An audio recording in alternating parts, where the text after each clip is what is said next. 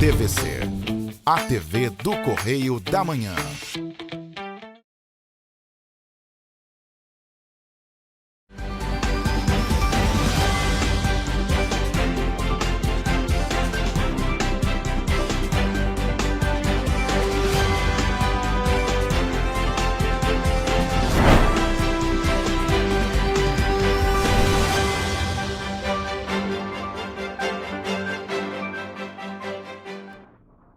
Olá, começa agora mais um Correio Petropolitano na TV, primeira edição.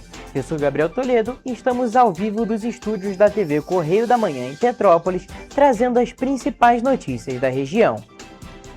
Hoje é 28 de maio e você vai ver a seguir. Homem é preso após furtos em residência no bairro Mauá, em Petrópolis. 11 motos são apreendidas durante a Operação Grau Zero em Petrópolis. Mulher é presa por danificar itens da UPA em Três Rios. Câmara de Nova Friburgo aprova projeto que cria auxílio alimentação para vereadores. Agora, no Correio Petropolitano na TV, primeira edição.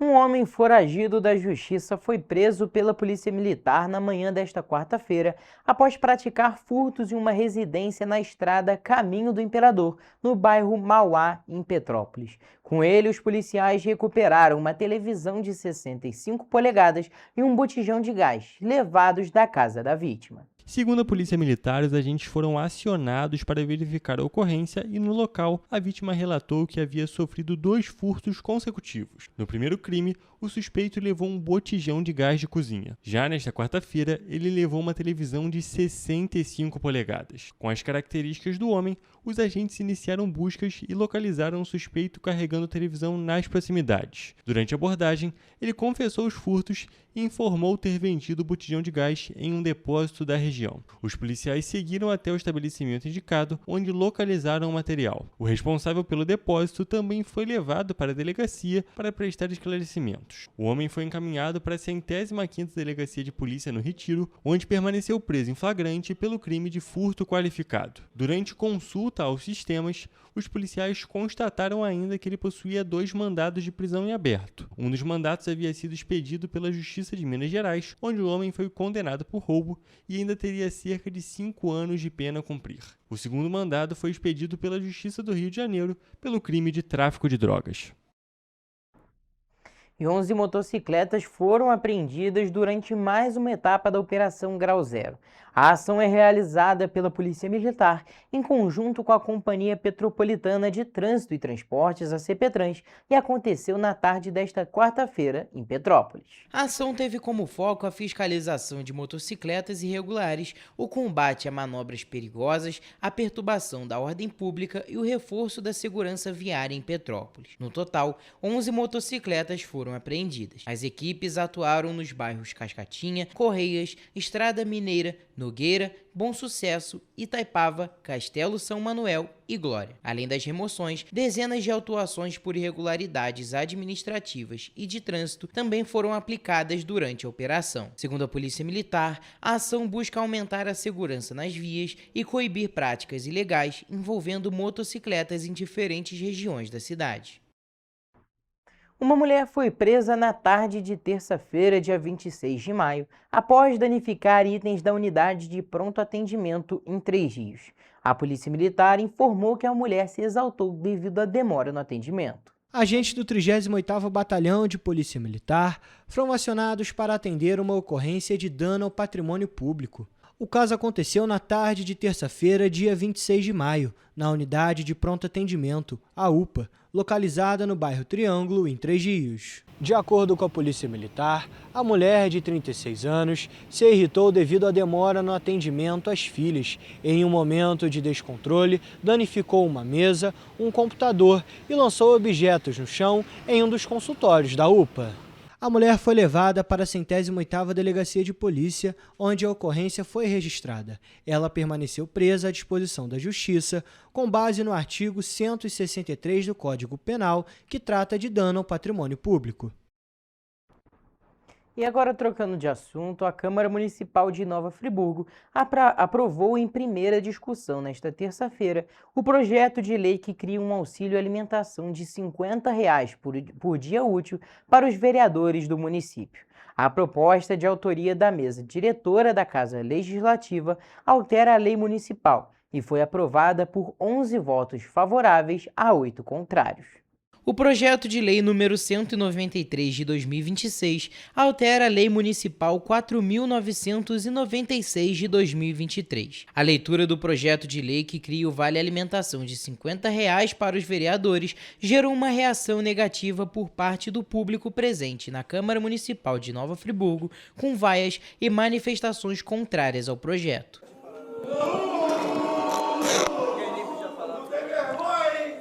O artigo 5º do projeto estabelece que o vereador deverá apresentar um requerimento formal, manifestando interesse em receber o auxílio alimentação no valor de R$ 50 por dia útil. A estrutura de uma Câmara ela é essencial para a efetividade do mandato, mas auxílio alimentação eu não consigo ser favorável. Mas eu acreditava mesmo que, de fato, a gente tivesse uma decisão diferente, até a compreensão do tempo em que a gente vive. Atualmente, os vereadores de Nova Friburgo recebem um salário de R$ 15.500 mensais. Considerando uma média de 22 dias úteis por mês e os 21 parlamentares da Câmara, o impacto financeiro anual estimado seria de aproximadamente R$ 277.200. A proposta teve um parecer favorável das comissões de Constituição e Justiça e de Finanças, Orçamento, Tributação e Planejamento. Na justificativa apresentada, a mesa diretora argumenta que o projeto segue o entendimento do Tribunal de Contas do Estado do Rio de Janeiro, com base no processo que admite o pagamento de auxílio alimentação a agentes políticos, desde que o benefício tenha um caráter indenizatório e não configure um aumento salarial. Segundo a justificativa do projeto, a criação do auxílio busca garantir isonomia entre servidores e parlamentares do Legislativo Municipal, já que os funcionários da Câmara já recebem o benefício. Vou votar favorável, presidente. E é o seguinte, respeitando todos os parlamentares dessa casa, o parlamentar que votar contra a isso daqui hoje e for fazer o pedido depois, eu vou expor ele ali. O texto também prevê que o auxílio alimentação não vai ser incorporado ao salário dos vereadores e não servirá de base para o cálculo de aposentadoria, gratificações ou imposto de renda. A mesa diretora afirma ainda que existe disponibilidade orçamentária para custear a medida sem comprometer os limites legais de gastos da Câmara. Após aprovação em primeira discussão, o projeto ainda precisa passar por uma nova votação, antes de seguir para a sanção ou veto do prefeito Johnny Maico. Caso seja sancionada, a lei vai começar a valer no primeiro dia útil do mês seguinte à publicação. A Assembleia Legislativa do Estado do Rio de Janeiro publicou uma resolução que cria uma comissão parlamentar de inquérito, uma CPI, para investigar os desdobramentos da assistência prestada após a tragédia de Petrópolis ocorrida em 15 de fevereiro de 2022.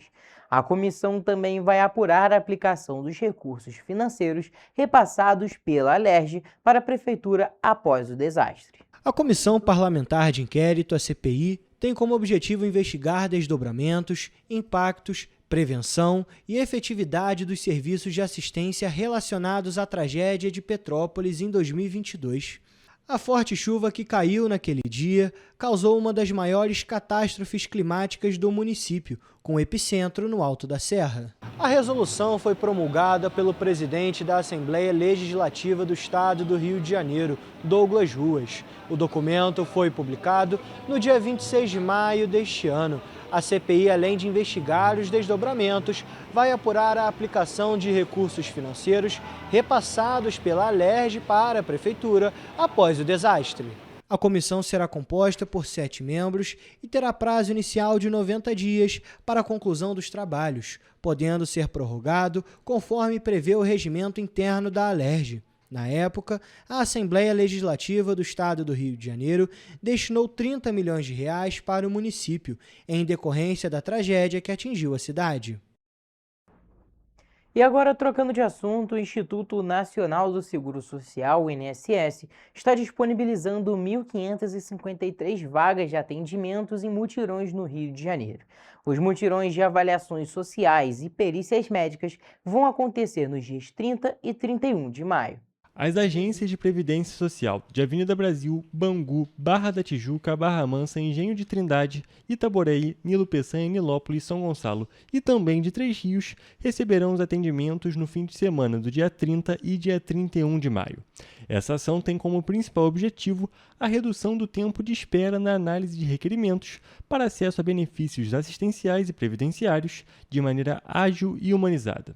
Ao todo, serão disponibilizadas 1.238 avaliações médicas nas agências da Barra da Tijuca, Barra Mansa, Engenheiro de Trindade, Itaboraí, Nilo Peçanha, Nilópolis e Três Rios. E ainda existem 160 vagas a serem preenchidas para os atendimentos de perícia neste fim de semana.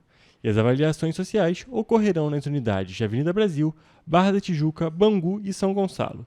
Serão ao todo 315 vagas. Para participar desses 2 mutirões, os interessados devem agendar pela Central 135 ou também pelo site ou aplicativo Meu INSS. Vale destacar que no último fim de semana, 688 pessoas já foram atendidas nos mutirões de avaliação social e perícia médica no estado do Rio de Janeiro. E você vai ver no próximo bloco.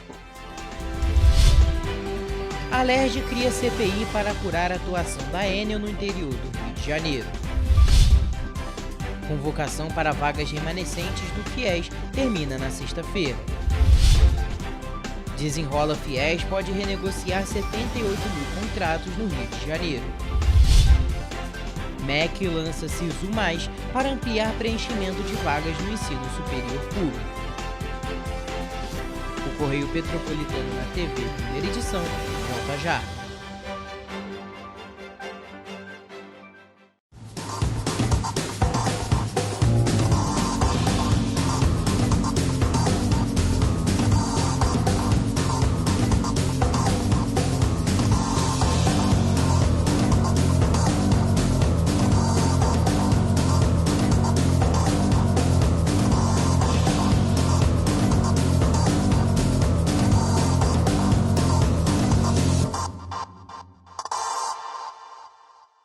Petrópolis, uma cidade histórica, que agora tem um novo ponto de conexão.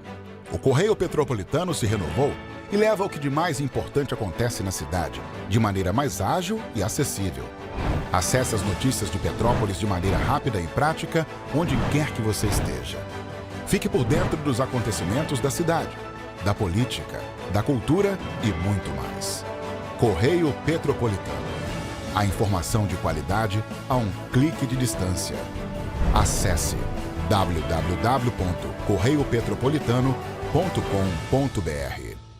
O estado do Rio de Janeiro é, com certeza, um estado de inspiração. Eu sou mais RJ. E você? Sou mais cultura. Sou mais emprego. Sou mais segurança, com mais polícia nas ruas. O Rio de Janeiro está em alta. Para onde você olha, tem mudança acontecendo. Que orgulho viver aqui. Somos o estado que não para de crescer. Governo do estado do Rio de Janeiro. Enquanto você pensa que poderia ganhar igual aos homens, a Alerj faz. As leis que você precisa, a Alerj faz. Baixe o aplicativo da Alerj e conheça seus direitos.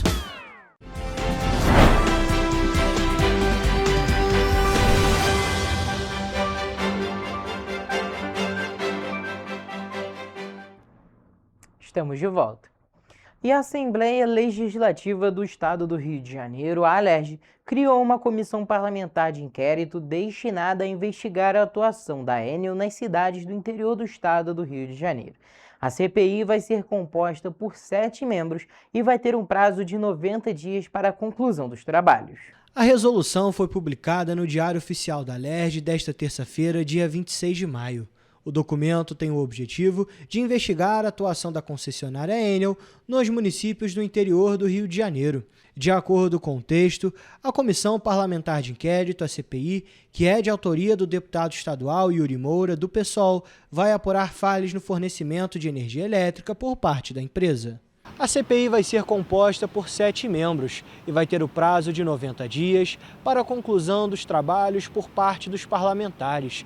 A resolução está em vigor desde a última segunda-feira, dia 25 de maio. As CPIs são comissões temporárias que destinam a investigar questões em torno das quais o interesse público exige esclarecimento e informação, com o objetivo de se tomarem medidas legislativas em defesa da sociedade. Elas possuem caráter investigativo que tem a finalidade de apurar determinados fatos de interesse público, de competência privativa da Assembleia e de caráter político, processual, legislativo ou administrativo. Em relação a esse assunto, a concessionária Enel Rio informou que não foi notificada oficialmente sobre a abertura da comissão parlamentar de inquérito. E os candidatos que participam da lista de espera das vagas remanescentes do Fundo de Financiamento Estudantil, o FIES, devem ficar atentos. O Ministério da Educação segue com as convocações até esta sexta-feira, dia 29. A consulta da lista de convocados pode ser feita no Portal Único de Acesso ao Ensino Superior, com login pela conta gov.br. O MEC orienta que os candidatos acompanhem o sistema diariamente, já que o prazo para confirmar as informações é reduzido. O FIES financia cursos presenciais em faculdades privadas com avaliação positiva do MEC e é destinado prioritariamente a estudantes que ainda não concluíram o ensino superior e não foram beneficiados por outro financiamento estudantil. A classificação dos candidatos segue a ordem decrescente das notas do Enem e prioriza quem não tem diploma e nunca utilizou o programa. Os estudantes pré-selecionados devem validar as informações informadas na inscrição junto à Comissão Permanente de Supervisão e Acompanhamento da instituição de ensino escolhida. A entrega dos documentos pode ser feita de forma física ou digital, conforme definição da faculdade. Após essa etapa, a documentação segue para validação pelo banco responsável pelo financiamento. O prazo é de até 10 dias contados a partir do terceiro dia útil após a confirmação da inscrição pela própria instituição. No caso do FIES Social, estudantes com renda familiar de até meio salário mínimo por pessoa não precisam comprovar renda junto à instituição de ensino.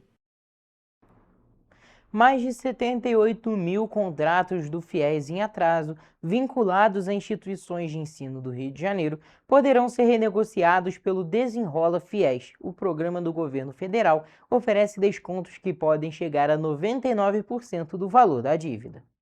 No estado do Rio de Janeiro, o volume de recursos passíveis de renegociação chega a 5 bilhões e 690 milhões de reais em saldo devedor. Podem participar do Desenrola FIES os estudantes que firmaram contrato até 2017 e que estavam na fase de pagamento até o dia 4 de maio de 2026. A negociação pode ser feita até o dia 31 de dezembro deste ano pelos canais digitais do Banco do Brasil ou da Caixa Econômica Federal. A expectativa do governo é beneficiar mais de 1 milhão de estudantes em todo o país com o refinanciamento das dívidas. Vale lembrar que o programa faz parte do novo Desenrola Brasil, lançado no início de maio, com o objetivo de reduzir a inadimplência e facilitar a regularização financeira dos estudantes. As condições de renegociação variam de acordo com o tempo de atraso e o perfil do estudante. Para débitos vencidos há mais de 90 dias, o estudante pode pagar à vista com desconto nos encargos ou parcelar a dívida em até 150 vezes com redução de juros e multas.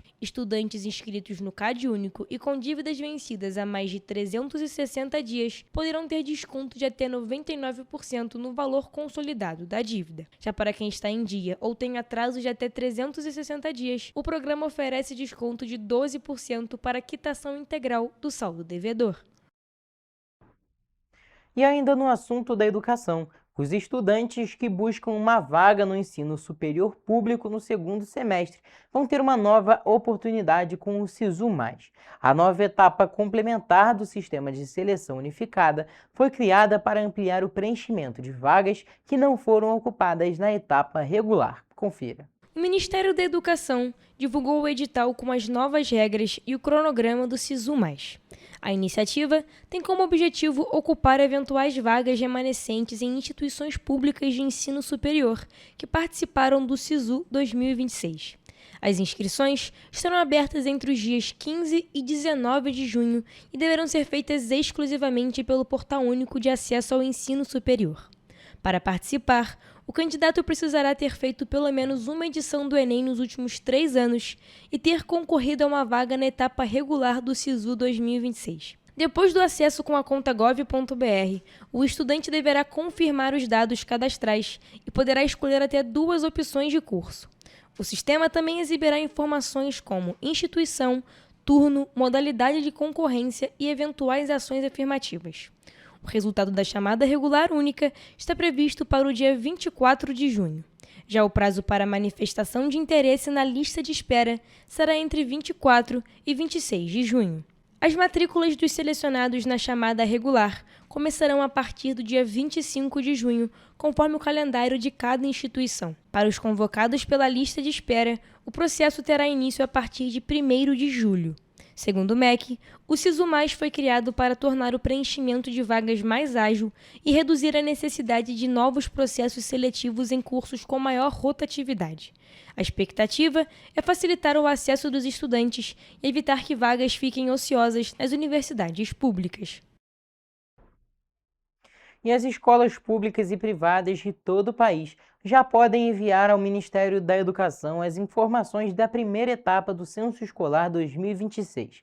O prazo para preenchimento dos dados vai até o dia 31 de julho. O levantamento é realizado anualmente e é considerado a principal pesquisa estatística da educação básica brasileira. As informações devem ser inseridas na plataforma Educacenso e incluem dados sobre matrículas, turmas, profissionais e infraestrutura das unidades de ensino. O censo abrange diferentes etapas e modalidades da educação básica, como educação infantil, ensino fundamental, ensino médio, educação especial, educação de jovens e adultos e educação profissional e tecnológica. Segundo o Ministério da Educação, a responsabilidade pelo envio das informações é dos diretores escolares e dos gestores municipais e estaduais. O INEP definiu 2 etapas para o censo escolar de 2026. A primeira é destinada à coleta de dados sobre escolas, gestores, turmas, alunos e profissionais de educação. Já a segunda etapa vai reunir informações sobre o rendimento escolar dos estudantes ao fim do ano letivo. Os dados preliminares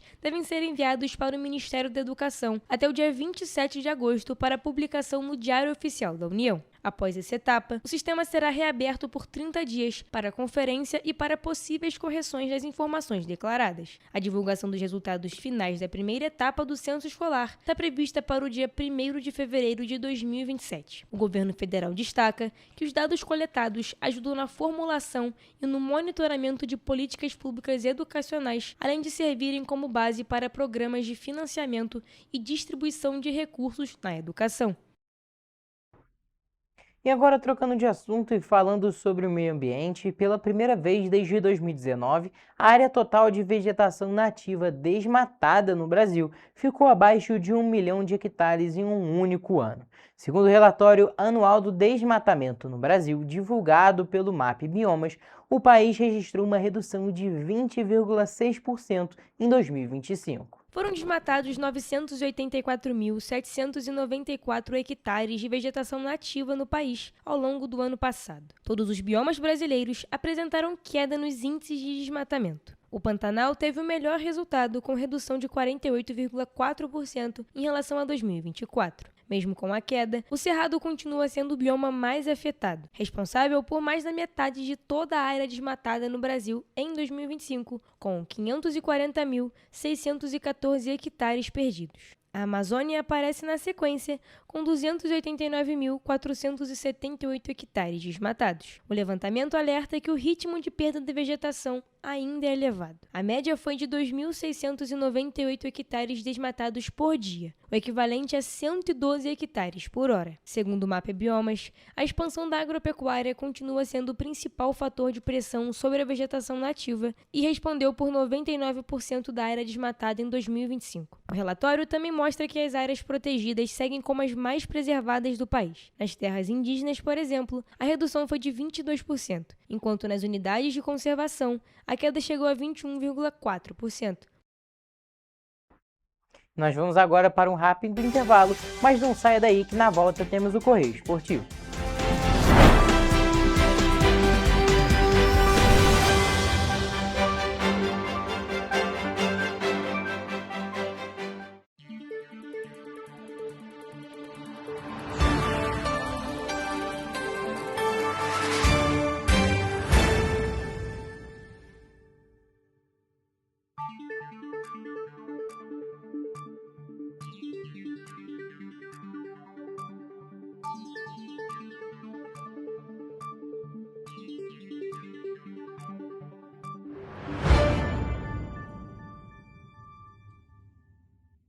Correio da Manhã, o grupo de comunicação que mais cresce no Brasil. 5 gráficas, 5 jornais diários.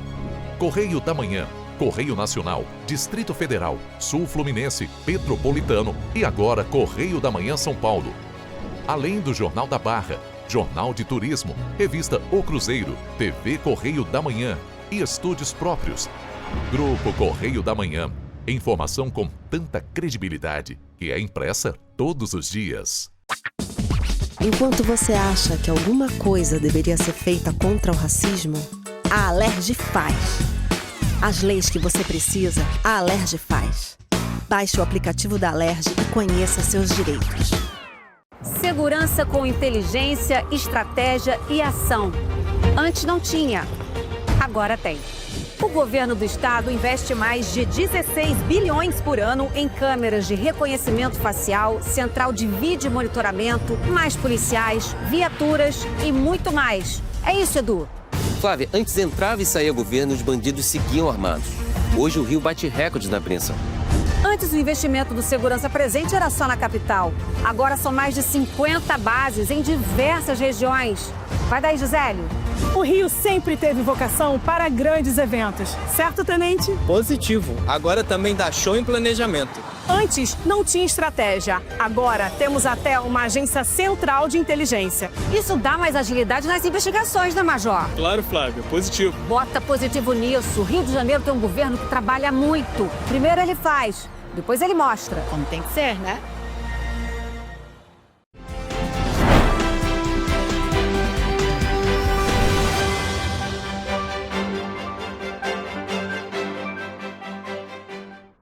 Estamos de volta e vamos acompanhar agora o Correio Esportivo com Hugo Petersen e Luan Souza.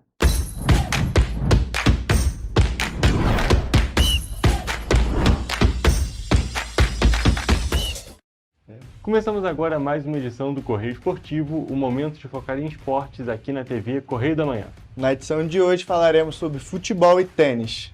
Começamos a nossa edição de hoje nos gramados sul-americanos, porque mesmo em meio às adversidades, todos os cariocas estão devidamente classificados nas competições continentais de 2026, com apenas um porém.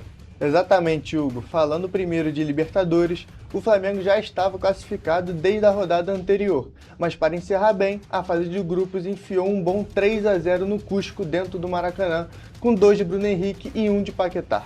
Bom, melhor maneira de encerrar bem a fase de grupos, conseguindo a melhor campanha geral da Libertadores, isso dá vantagem de mando de quadra em todas as fases do mata-mata da Libertadores, então muito bom encerrar assim a fase de grupos, né? Sem dúvida nenhuma. Ainda foi aquele jogo que parecia que ia se encaminhar para o empate, surpreendendo todo mundo. O time do Cusco estava conseguindo segurar bem, só que ali no finalzinho o Bruno Henrique começou a decidir o jogo, fez 2 gols, Paquetá ainda fez 1 de pênalti, aí a partida ficou muito bem resolvida e foi bom também para os torcedores que foram lá no Maracanã. Imagina ver um jogo Flamengo e Cusco dentro de casa e ainda ver um empate. Mas deu tudo certo no final das contas e o Flamengo está devidamente classificado. Uma classificação nada menos do que esperada, né, Luan? Pois é, era esperado que o Flamengo fosse passar por cima de todo mundo nesse grupo. Demorou para passar por cima do último jogo, até os 80 minutos ali, estava 0-0 ainda, mas depois que o primeiro entra, a porteira abre, né? Aí foi o baile até o final do jogo e muito importante, de novo, frisar que ter a melhor campanha da Libertadores, você tem vantagem de decidir todos os jogos do mata-mata em casa. No Maracanã, passou a torcida ali, que sempre lota o estádio, então muito importante. Sem dúvida nenhuma, muito importante, Luan. Inclusive, vale a gente lembrar algumas outras edições da Libertadores, que o Flamengo não conseguiu se sair bem nesse finalzinho da fase de grupos, classificava, mas aí precisava decidir no estágio dos outros clubes. Um exemplo clássico disso é justamente aquela eliminação contra o Olímpia, que o Flamengo vai muito bem no Maracanã, porém fora de casa tem aquele jogo que toma diversos gols de cabeça, então a gente vê que realmente é uma classificação muito significativa, um resultado muito significativo e que coroa um time que tem tudo para ser o melhor time da América do Sul. E muitas das vezes a gente vê um desequilíbrio aqui e outro ali, porém ainda assim, nos nomes, no papel, é o melhor time que a gente tem aqui. Disparado, assim, economicamente, os jogadores são todos muito caros, a disparidade de assim, técnica e financeira para os demais times, não só do Brasil, mas assim, da América do Sul em geral é muito grande, então Flamengo reafirma mais uma vez seu favoritismo aí, que vem forte na Libertadores. E como disse uma tricolor que nós conhecemos, culposa. É assim que os torcedores estão denominando a classificação do Fluminense para as oitavas da Libertadores. Isso porque, depois de um início terrível da fase de grupos, o tricolor das Laranjeiras fez o seu dever de casa no Maracanã e venceu o Laguária por 3-1 e contou com a sorte na combinação dos resultados para avançar de fase.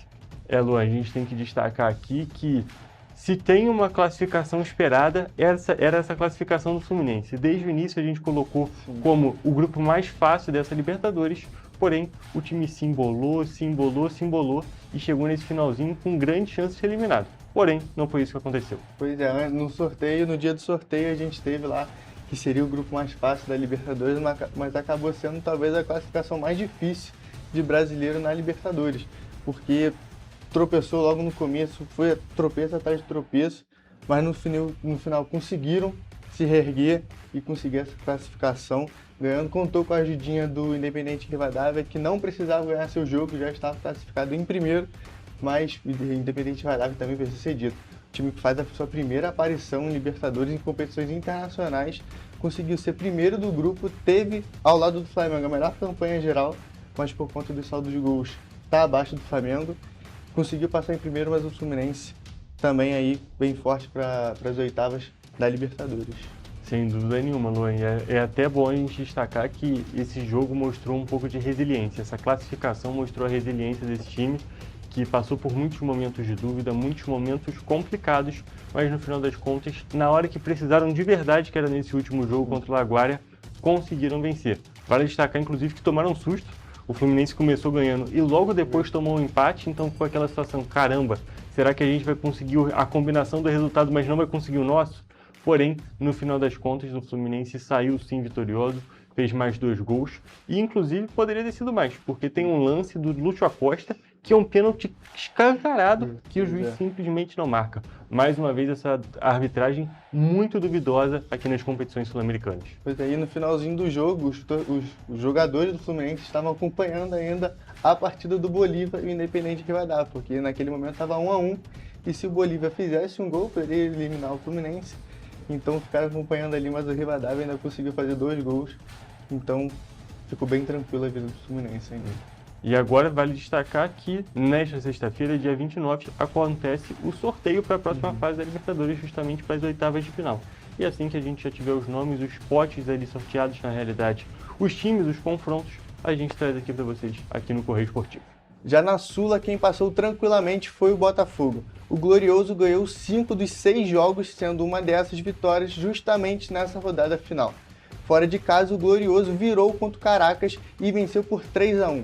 Os gols do jogo foram marcados por Cris Ramos, Cauã Toledo e Joaquim Correia. Luan, a gente tem que destacar aqui, foi uma vitória muito tranquila do time do Botafogo, até certo ponto, não é mesmo? Porque o time fez 4 gols, não é mesmo? Pois é, começou perdendo com gol contra do Cris Ramos, mas depois conseguiu virar. Assim como o Independente Rivadavia, o Botafogo já não tinha mais a obrigação de ganhar, nem o Caracas de ganhar, porque o grupo já estava definido, o Botafogo em primeiro e o Caracas em segundo. Então não tinha assim muita coisa em jogo para a partida, tipo, valendo a vida, mas o Botafogo conseguiu uma boa vitória para tentar crescer ainda mais na temporada. Tentar engatar, né? Que a gente sempre destaca aqui que o time do Botafogo é um time conciso, tem grandes jogadores, tem bons jogadores, porém é um time que acaba oscilando muito. O trabalho do Franklin Carvalho e dos próprios jogadores é um trabalho que sofre muito com oscilações e o torcedor que é o mais prejudicado nesse momento. Porém, para dar uma moral, principalmente levando em consideração que a gente vai ficar quase 2 meses sem futebol, então o Botafogo está encerrando essa sua participação nessa primeira parte das competições de uma maneira tranquila e conseguiu essa classificação muito bem. O mais importante do Botafogo essa temporada é classificar na Sul-Americana. Conseguiu. Agora, na segunda metade do ano, tem que ver o que vai acontecer com o Botafogo, que é uma grande incógnita. Quem vai sair, quem vai chegar, o que vai acontecer. Mas o primeiro passo foi dado, que era se classificar para as oitavas da Sula. E o nosso único, porém, é o Vasco, que passou sim de fase na Sula, mas em segundo lugar. E por isso vai ter que passar pelos playoffs da competição. Apesar desse revés, no último jogo contra o Barracas Central, o Cruz Maltino fez 3-0, com 2 gols de Adson e 1 de Rojas, em um São Januário praticamente sem público. Luan, se a gente está falando aqui de um time que está precisando vencer mesmo para conseguir ter essa paz durante esses 2 meses de Copa do Mundo, é justamente o Vasco. Está vindo de uma sequência muito ruim, 4 derrotas ou 3 consecutivas, e nesse momento conseguiu essa vitória contra o Barracas Central, fez a sua parte, mas diferente do Fluminense, não contou com a sorte ali na combinação dos resultados, e o Audax Italiano, que precisava ganhar do Olímpia, acabou perdendo, de virada ainda, que foi uma situação um pouco cruel com o torcedor vascaíno. Porém, no final das contas, o que importa foi que passou de fase, vai ter mais 2 jogos que eram evitáveis, porém, melhor 2 jogos do que ser eliminado, não é mesmo? Exatamente. Pois é, o mais importante, como eu falei, é se classificar. Não importa se é em primeiro, em segundo, depois ver isso, mas o importante é estar ali entre os dois. E o Vasco conseguiu repetir o placar de 3-0 do último jogo, só que o último jogo foi 3-0 para o time visitante, o Bragantino, mas dessa vez conseguiu ganhar de 3-0.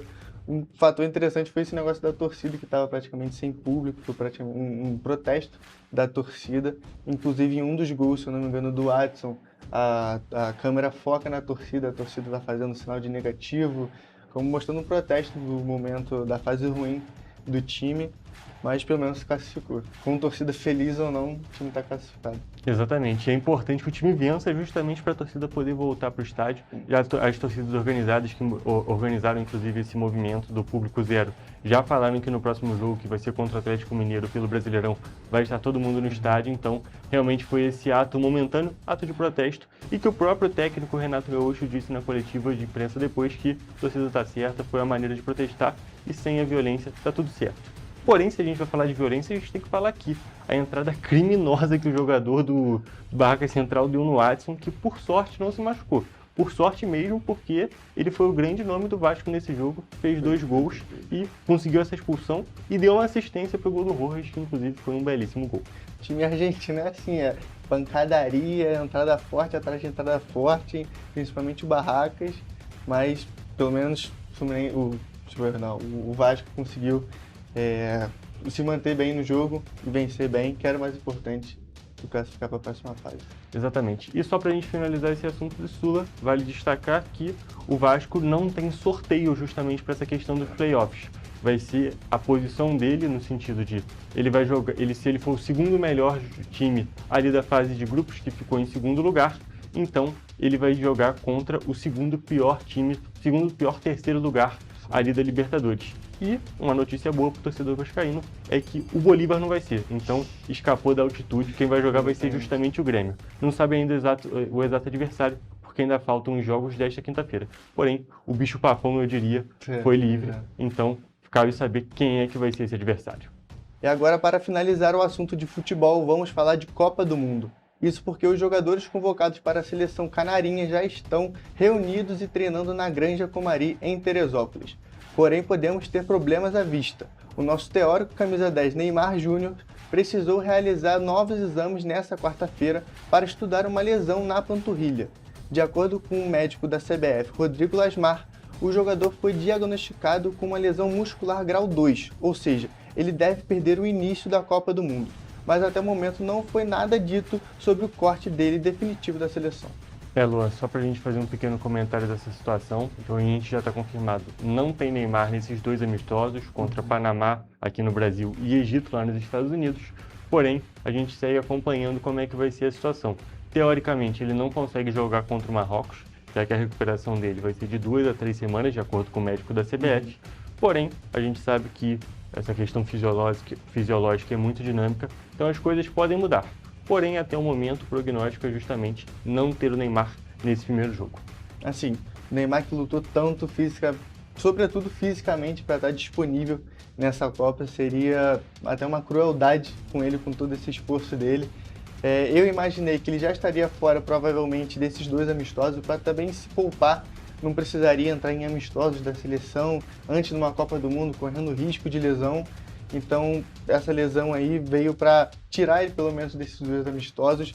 Tomara que não seja nada muito grave para tirar ele da estreia da Copa do Mundo, dos 2 primeiros jogos da Copa. Mas vamos torcer aí para a melhor recuperação, a recuperação mais rápida do Neymar.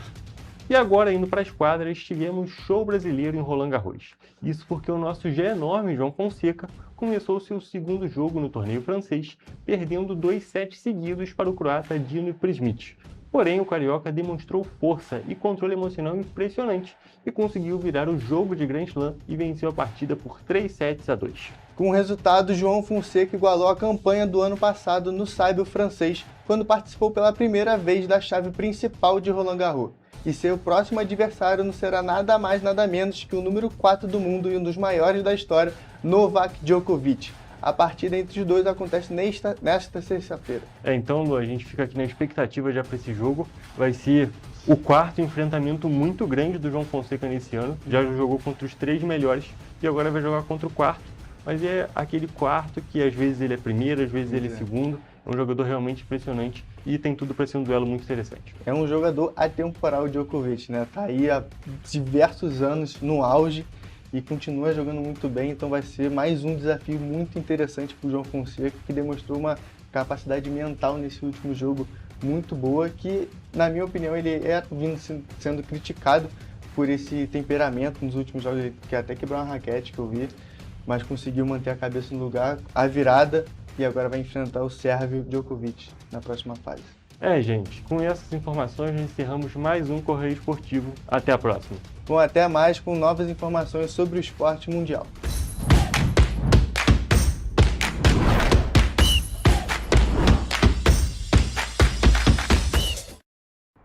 Então praticamente todos os times aqui do nosso estado, os 4 grandes pelo menos, né? Então tá todo mundo feliz. E agora vamos para um rápido intervalo e você vai ver no próximo bloco. Secretaria de Estado de Saúde convoca a população para atualizar caderneta de vacinação de crianças. Rio de Janeiro já vacinou 66.700 gestantes contra o vírus sincicial respiratório. Espetáculo Batom Vermelho, Sangue em Boca de Mulher transforma o palco em denúncia poética contra o feminicídio. O Correio Petropolitano na TV, primeira edição, volta já. Antes, aqui no Rio, não tinha o devido cuidado com o meio ambiente. Agora tem. O governo do estado está despoluindo a Baía de Guanabara. E com obras de saneamento e ecobarreiras, devolveu as praias do Flamengo e Glória limpas e próprias para o banho. É isso, Edu? E tem mais. Antes o Rio não tinha combate ao desmatamento e nenhum programa de reflorestamento. Agora, o governo do estado fez a recuperação do ecossistema florestal e marinho. Gisélia, com você. Você lembra o que acontecia aqui quando chovia? Aqui, ó, alagava tudo. Agora, o governo do estado investiu mais de 800 milhões no Limpa Rio e limpou 3.000 quilômetros de rios, córregos e canais em todo o estado, evitando assim o impacto das chuvas. O Rio tem um governo que trabalha muito. Primeiro ele faz, depois ele mostra. Como tem que ser, né? Enquanto você imagina que poderia rolar desconto na conta de luz, a Alerj faz. As leis que você precisa, a Alerj faz. Baixe o aplicativo da Alerj e conheça seus direitos.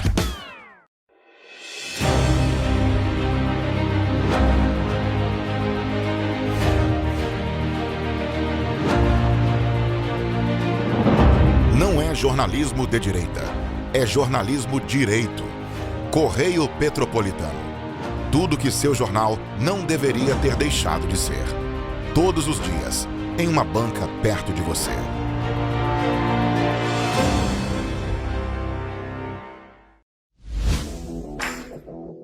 Para ter mais qualidade de vida, conte com a maior rede de academias de Petrópolis. Aqui na Corper, com uma mensalidade, você utiliza todas as unidades: Centro, Bingen, Itamaraty e Itaipava. Com planos a partir de R$ 98,00, a academia oferece ambientes modernos para você cuidar da sua saúde com segurança. Os espaços contam com dezenas de aparelhos de musculação, diversos equipamentos para aeróbico e funcional, além, é claro, de profissionais qualificados e uma extensa grade de aulas coletivas, que inclui dança, bike, jump, Wolf Fit, Step Fit, entre outras. Nossas estruturas são equipadas com salas de musculação e aulas coletivas, salas de avaliação física e nutricional, vestiários e estacionamentos amplos. Venha nos fazer uma visita e surpreenda-se! Petrópolis, uma cidade histórica, que agora tem um novo ponto de conexão. O Correio Petropolitano se renovou e leva o que de mais importante acontece na cidade, de maneira mais ágil e acessível. Acesse as notícias de Petrópolis de maneira rápida e prática, onde quer que você esteja. Fique por dentro dos acontecimentos da cidade, da política, da cultura e muito mais. Correio Petropolitano. A informação de qualidade a um clique de distância. Acesse www.correiopetropolitano.com.br.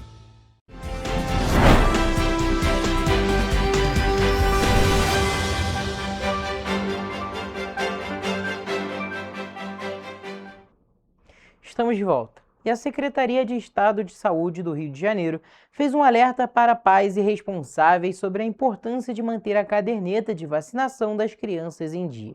Mesmo com o avanço nos últimos anos, alguns imunizantes ainda estão abaixo da meta de cobertura estabelecida pelo Ministério da Saúde. A Secretaria de Estado de Saúde do Rio de Janeiro vem reforçar a importância de manter a caderneta de vacinação atualizada. A cobertura vacinal no estado do Rio de Janeiro tem preocupado os gestores públicos. Nos primeiros 5 meses de 2026, vacinas como a BCG, a tríplice viral e a pentavalente registraram índices abaixo do consolidado dos últimos anos.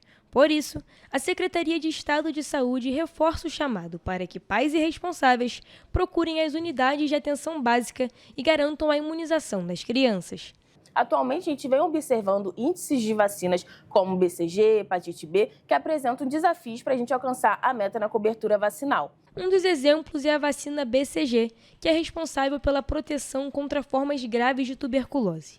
O imunizante, que deve ser aplicado logo após o nascimento, está com cobertura de 79,8%, abaixo da meta de 90%. A vacina contra hepatite B, indicada antes do primeiro mês de vida, também está abaixo do esperado, com cobertura de 78,7%, distante da meta de 95%. Os dados são referentes ao estado do Rio de Janeiro. Então, a gente vem reforçar a importância da vacinação, vem reforçar que a vacina ela é segura, ela é gratuita e é fundamental para a gente prevenir doenças graves e para conseguir manter o certificado de eliminação de algumas das nossas doenças que já foram eliminadas aqui do Brasil. Os imunizantes que estão disponíveis no calendário nacional, eles estão nas unidades básicas de saúde e podem ser acessadas pela população. Para tentar reverter esse cenário, a Secretaria de Estado de Saúde tem intensificado as ações de imunização. Na semana passada, técnicos da pasta participaram de um evento do Ministério da Saúde para discutir e aplicar estratégicas de melhoria das coberturas vacinais no Rio de Janeiro. A gente chama os pais, os responsáveis, para que vejam a caderneta dos seus filhos, para que vejam suas cadernetas e procurem uma unidade de saúde para se vacinar. As vacinas, elas são seguras e elas salvam vidas. 5 municípios considerados prioritários participaram das discussões: Campos dos Goytacazes, Magé, Cabo Frio, Nova Friburgo e São João de Meriti. Entre as ações estão a busca ativa para a checagem das cadernetas e a reorganização dos serviços de atenção básica, com o objetivo de ampliar o acesso aos imunizantes e recuperar a cobertura vacinal. E no mês de maio, o Brasil ultrapassou a marca de 1 milhão de gestantes vacinadas contra o vírus sincicial respiratório, o VSR, que é tido como principal causador da bronquiolite em bebês. No Rio de Janeiro, entre dezembro de 2025 e maio de 2026, já foram aplicadas 66.727 doses da vacina em gestantes, o que representa cerca de 79,7% de cobertura vacinal no estado. As doses foram aplicadas gratuitamente pelo Sistema Único de Saúde, que passou a ofertar a vacina de forma inédita em todo o país. A imunização protege os recém-nascidos desde os primeiros dias de vida, fazem que o risco de complicações respiratórias é considerado maior. Ao todo, 1.800.000 doses de vacina foram distribuídas para a proteção de gestantes a partir da 28ª semana de gestação.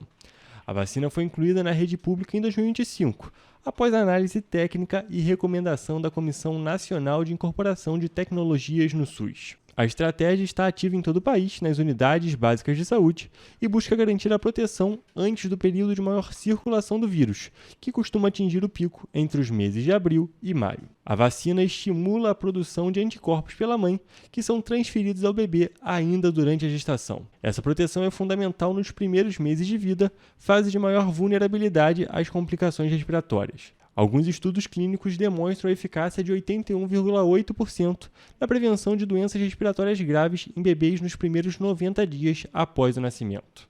E o avanço da vacinação já reflete nos indicadores de saúde infantil. Isso porque, de janeiro a abril de 2026, as internações de crianças menores de 2 anos de idade por síndrome respiratória aguda grave, associada ao VSR, caíram 52% em comparação com o mesmo período de 2023, passando de 6.800 para cerca de 3.200 casos. No período, os óbitos também registraram queda de 63%, passando de 72 em 2023 para 27 mortes em 2026. E agora a gente troca de assunto, saindo da saúde, e vamos falar sobre cultura. Isso porque o Teatro Afonso Arinos, no Centro de Cultura Raul de Leone, vai ser palco no próximo dia 30 de maio do espetáculo Batom Vermelho, Sangue em Boca de Mulher, uma montagem da Cia de Caracena que propõe uma experiência cênica intensa, sensível e profundamente política. Poético contra o feminicídio e um mergulho também no universo feminino. Com apresentações às 7h30 da noite no Centro de Cultura Raul de Leone, a obra mergulha no universo feminino para denunciar o feminicídio e as múltiplas formas de violência contra a mulher por meio de uma linguagem contemporânea marcada pela poesia, pela performance e pela construção simbólica das imagens em cena. Escrito e dirigido por Ângela Vinagre, o espetáculo se afasta das estruturas tradicionais do teatro narrativo para construir uma dramaturgia fragmentada, emocional e visual. Em cena, as atrizes Vânia Moreira, Nívia Seabra e a própria Ângela Vinagre conduzem o público por relatos de dor, apagamento, medo e violência psicológica, física e simbólica, vividas por mulheres de diferentes trajetórias sociais e afetivas. Começa as meninas na infância, porque é na infância que tem muito vô, pai, tio, que coloca a mulher numa posição secundária, numa posição insegura. A encenação utiliza recursos performáticos e elementos visuais de forte impacto para construir um ambiente de constante tensão poética. A linguagem do espetáculo dialoga diretamente com o teatro contemporâneo ao romper fronteiras entre interpretação, depoimento, performance corporal e instalação cênica. Ele me ama, eu sei que ele me ama. Isso é normal, é coisa de casal. Ele sempre me pede perdão. Casamento é assim mesmo. A diretora e dramaturga Ângela Vinagre constrói uma escrita cênica que alterna lirismo e brutalidade. Em diversos momentos, o espetáculo aproxima delicadeza e horror, criando um contraste que potencializa a reflexão do espectador. Então, o Brasil é acho que o quarto ou quinto país com mais índices de feminicídio. É muita mulher morrendo todo dia e acaba se banalizando, né? Porque você começa a ver na TV, mais uma.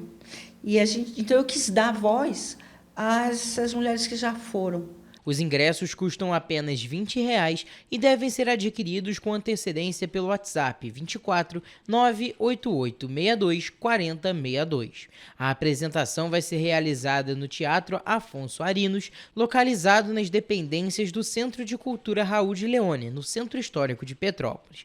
Mais informações podem ser obtidas no Instagram @batomvermelhosangue. E vamos agora para a previsão do tempo nas cidades da nossa região de cobertura.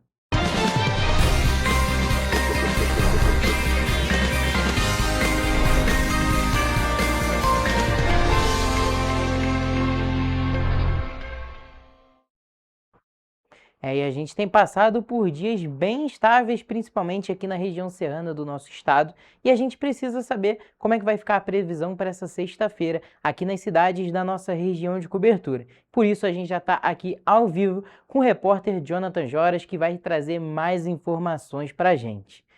Boa tarde, Jonathan. Então, temos previsão de chuva aqui para as cidades da nossa região de cobertura nessa sexta-feira? Oi, Toledo, uma boa tarde para você, uma boa tarde para quem nos acompanha. Olha, eu já adianto aqui que temos previsão de chuva de fato para as cidades da região serrana para o sextou. Mas começamos a nossa previsão no tempo, como de costume, por Nova Friburgo, onde a sexta-feira será de sol com muitas nuvens pela manhã, mas na parte da tarde o tempo vira e já temos chuva que seguem até o período da noite. E os termômetros vão variar em Friburgo, entre a mínima de 12 e máxima de 20 graus Celsius. Em Teresópolis, a tendência é a mesma de Nova Friburgo. Na cidade da Imperatriz, a previsão aponta que amanhã vai ser de sol com muitas nuvens e já no início da tarde começa a chover e, assim como em Friburgo, essa chuva segue até o fim do dia. E as temperaturas em Teresópolis variam entre a mínima de 13 e máxima de 19 graus Celsius. Já em Petrópolis, amanhã de sexta-feira vai ser de sol com muitas nuvens, mas como eu adiantei, temos previsão de chuva na parte da tarde e à noite a tendência prevalece. E os termômetros aqui em Petrópolis variam entre a mínima de 12 e máxima de 18 graus Celsius. Agora a gente muda de região e vai para a região centro-sul do estado, onde, diferentemente da região serrana, não temos previsão de chuva para sexta-feira. Em Paraíba do Sul, amanhã vai ser de sol com muitas nuvens. À noite vai seguir essa tendência de um céu nublado. E as temperaturas variam entre a mínima de 15 e máxima de 24 graus Celsius. E a gente finaliza a nossa previsão no tempo, como sempre, em Três Rios, né? Na cidade, a previsão é bem parecida com Paraíba do Sul. O dia começa com sol, mas logo as nuvens aparecem e vão até o período da noite. E os termômetros em Três Rios podem variar entre a mínima de 14 e máxima de 24 graus Celsius. Toledo, a gente pode perceber, claro, que não temos previsão de chuva para o sextou na região centro-sul, mas a região serrana, que é algo característico, claro, temos chuva. Exatamente, Jonathan. Ou seja, para os moradores de Petrópolis, Teresópolis e também Nova Friburgo, é importante sair de casa protegido, também com aquele casaquinho, que as temperaturas máximas vão estar bem baixas. E também tem previsão de chuva, principalmente nessas três cidades e na região centro-sul do estado. Em Paraíba do Sul e Três Rios não temos previsão nesta sexta-feira. Mas nessas outras três a gente tem, ou seja, é importante sair de casa com guarda-chuva. Jonathan, muito obrigado pelas suas informações e essa foi a nossa previsão do tempo aqui nas cidades da nossa região de cobertura.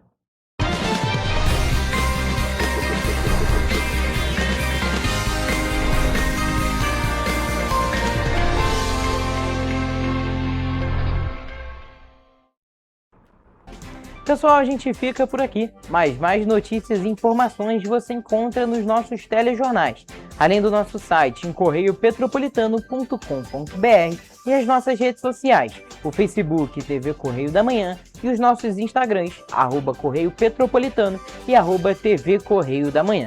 Siga a gente para se manter sempre informado. E a participação de vocês através do envio de denúncias é muito importante. Essas denúncias podem ser enviadas através do nosso e-mail tvccorreiodamanhã@gmail.com ou para o nosso WhatsApp no DDD 24 99248 3167. O Correio Petropolitano na TV, primeira edição, fica por aqui, mas amanhã a gente está de volta. Eu espero por vocês a partir de 1h da tarde. Temos um encontro marcado. Até lá!